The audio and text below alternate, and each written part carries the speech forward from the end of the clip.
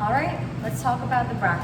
So, the most challenging topic that I can deal with, because frankly, I am, again, not good at it. So, are you a mouth breather? Are you a nasal breather? What does that have to do with anything? Well, it turns out that most people in America, so I can't speak for the rest of the world, most people in America are hyperoxygenated. In other words, we take too many breaths in a minute. We take, on average, about 6 breaths per minute, whereas a healthy breather takes 2 breaths. You can run this test. You might jinx yourself now that you know that information, and try to just breathe normally for 60 seconds. See how many inhales and exhales you take, either through your mouth or through your nose. You can kind of find your pacing and what type of breath you would typically do without really thinking about it. As for myself, because I'm consciously talking about it, I'm trying to take little nasal inhales in between my words this time around.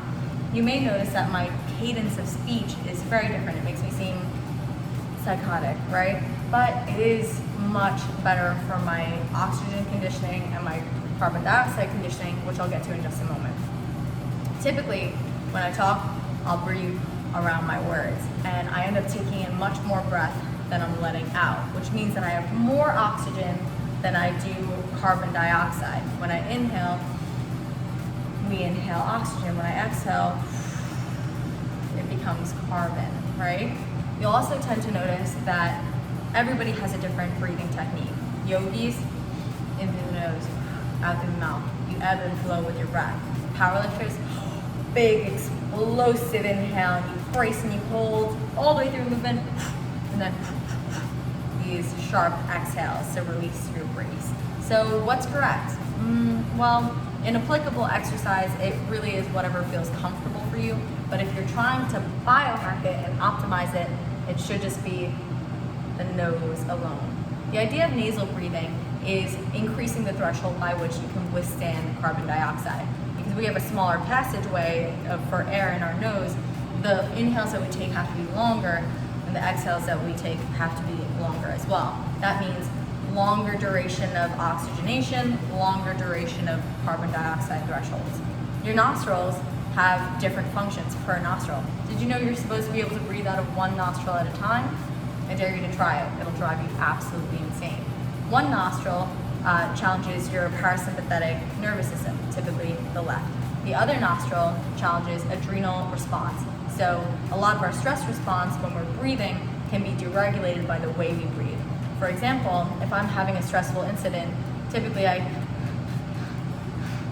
get that adrenaline dump. Say if I pass a cop on 495. If you're not from here, that's okay. That's a major road right by us. And I'm like, what was I doing? And I start going,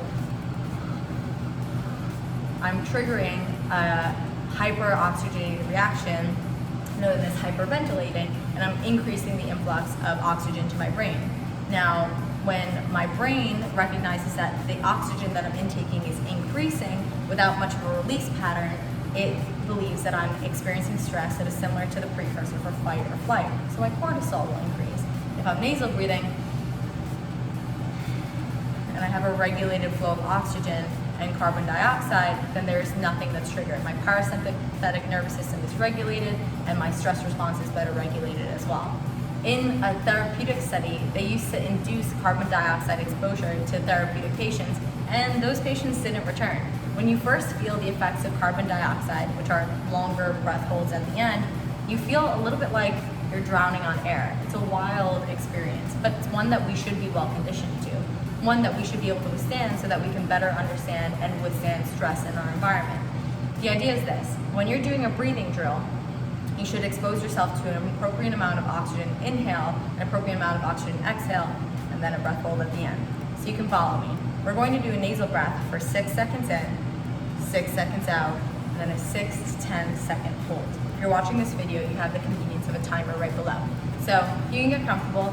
If you're used to mouth breathing, like regulate that tension that you might be experiencing by nasal breathing already in the video and being disconditioned. Get comfortable, and let's begin. So inhale through your nose softly.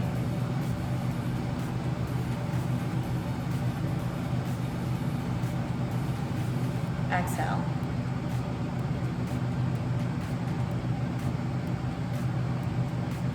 Hold.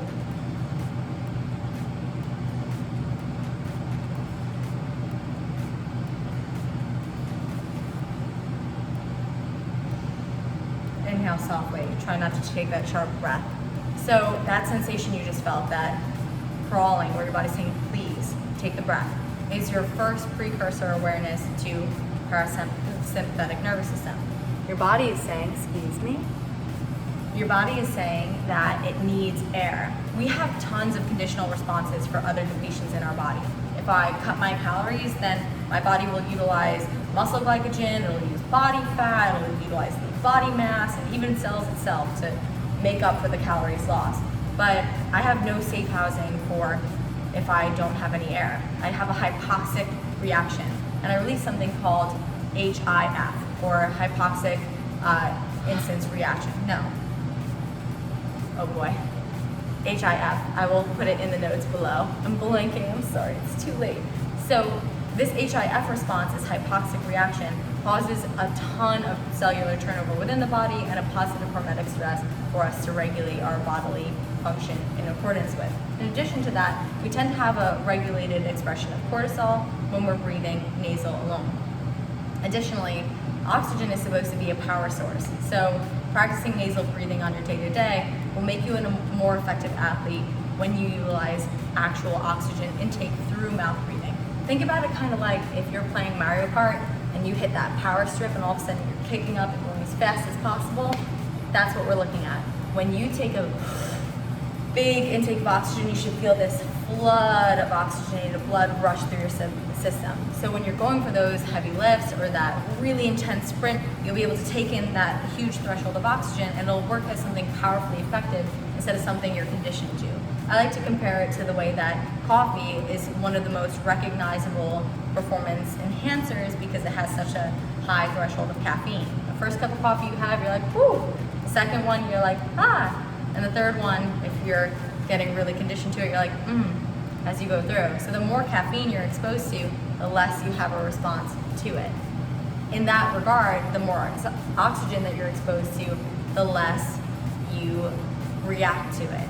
So we have to get you into an appropriate threshold range. Additionally, hypoxia, or reduction of absorbable oxygen, tends to happen when we sleep. Probably someone you know or someone you've known in the past has some form of sleep apnea, meaning that they don't have appropriated oxygen when they sleep. This is one of the rare occasions where you want that extra influx of oxygen because you need it for cellular restoration. So during the day, you're conditioning your carbon dioxide response, but at night, you should be conditioning your oxygen response because that's when you can actually use it for recovery. You can improve upon this by improving your nasal pathways. So making sure that your body is comfortable with breathing through your nose will not only improve upon the mucosal response that you have through these small filaments in your nostrils to take on pathogens and allergens so that you're appropriately breathing and not breathing shallow through your mouth because you're experiencing a stress response from that hyper reactive breath rate where your body will slow your breathing to try to regulate stress so you can stay asleep. If you breathe through your nose, you'll take in more oxygen when you sleep and you'll recover better as well. And then when you take in a sharp inhale, when you're sleeping, or maybe like that little, as you're turning over, you'll receive an even bigger bout of oxygen that your body can acclimate better to instead of shallow mouth breathing all throughout the night and taking in all of the allergens in the surrounding air and waking up puffy and irritated. The way you would do this, funny enough, would be either putting a little piece of tape over your mouth before you go to sleep. You can do that during your workouts too, or throughout the day when you're not feeling like a total weirdo, to help you condition your response to nasal breathing because it's so easy to cheat. Even in this conversation right now, I've been cheating a little bit back and forth. So that would be our next step. Finally, the last thing that I want to talk about is just you breathing to be present. So we've talked about grounding, being in nature, being in water, and how that regulates our reaction to the world around us. I encourage you, if you want to forego all of this complicated breath work, to just take 2 deep inhales and exhales several times a day to practice mindfulness. Whenever you feel yourself drifting from a present state, scale back, go, and assess the world around you. And one more time for good measure. And it'll bring you right back to here, right back to home. Be present, focus on the way that we should be biologically moving, breathing, and functioning, and do your best in athleticism and purposefulness in the world around you. That's all for this week. breathe well, and I'll talk to you soon.